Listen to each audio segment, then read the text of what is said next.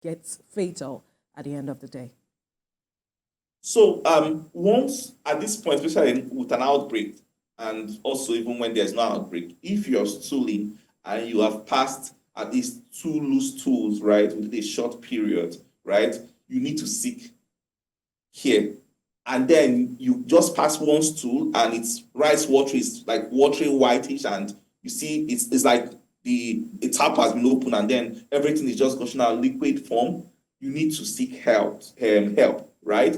And some of the quick things you can do, especially in a country where sometimes the health facility is far from us, there's also some factors or access issues, right? There are quick things you can do. You can prepare ORS in the house. It's not difficult to prepare. Once you have your salt, you have your sugar, you have a teaspoon, you have 1 liter of water, you can mix it up and then prepare an ORS you can have. Or you quickly rush to a nearby pharmacy and get it and mix it with water. There are a lot of and this might be something you might even have in your home. As you have paracetamol, you might have an ORS handy so that if peradventure you get into any diarrhea disease, this is the first quick home remedy you can quickly do. And then the next thing is to rush the person to the hospital. It's not something I can manage in at home. It's not something you can say, okay, let you go to the chemist, in quotes, as Nigerians do, to see, okay, manage. A chemist might not be able to set up a line, because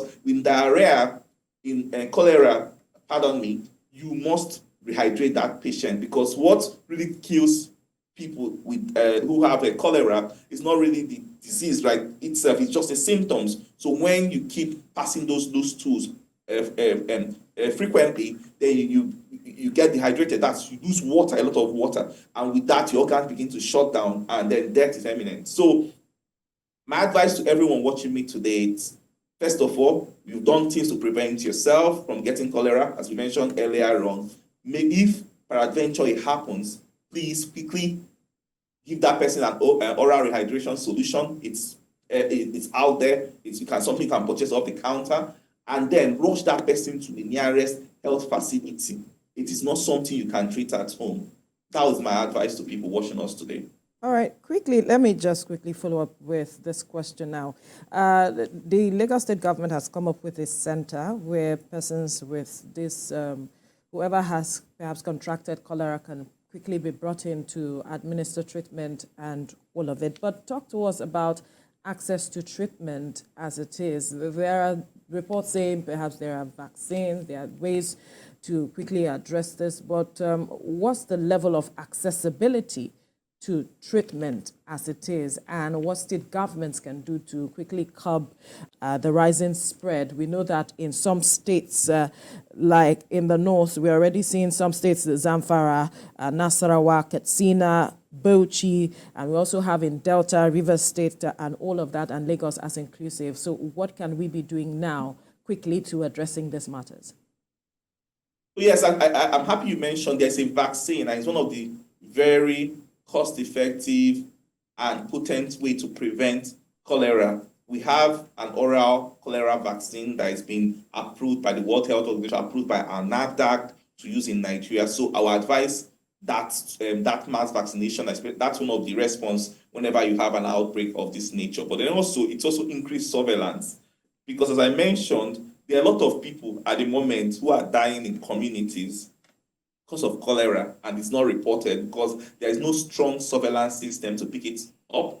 Some of the surveillance officers are in the health facilities, they are not in the community. I mean, people are not dying and people are falling ill, they're not seeking care, right? They're not picking them. So we need to increase our surveillance system. As I've mentioned, also mass vaccination. Good enough, we have the oral cholera vaccine. Also, you talked about access. It's a key problem, and it even goes beyond an outbreak.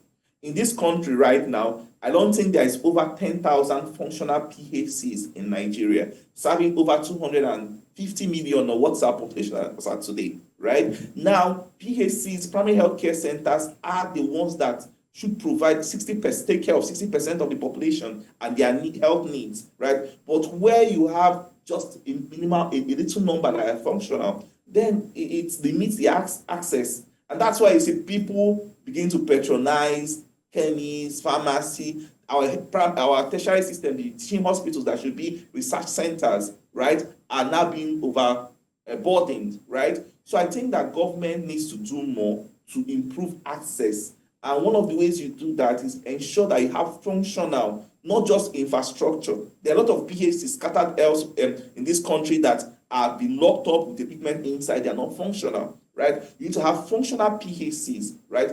There should not be a ward in this country that shouldn't have at least 1 or 2 or 3, and for the big wards, even up to 5, because at least 10 kilometers from where you live, you should have a PHC you should go to, right?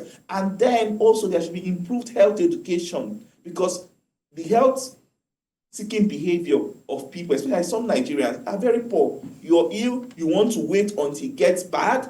Some people are hearing me at the moment, and tomorrow they'll see someone with diarrhea, and they'll wait until and say, oh, we'll try something. They'll try this leaf, they'll try this drink, they'll try, oh, let me take what's it called, raw diarrhea, and all that, to stop. And you see the person passing stool for 5 times, watering, and you've heard that there is a cholera outbreak. You will not rush that person to the hospital or support that person to go to the hospital. So sometimes our health-seeking behavior is poor, and that's where health education comes in. And this health education, we should realize that it's not just on social media, it's not just on TV, right?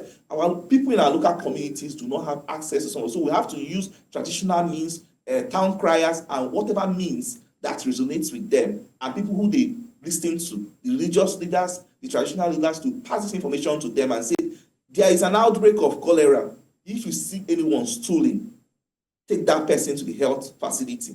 And if the health facility is far, at least you can start oral dehydration therapy before you take that person to the nearest health facility.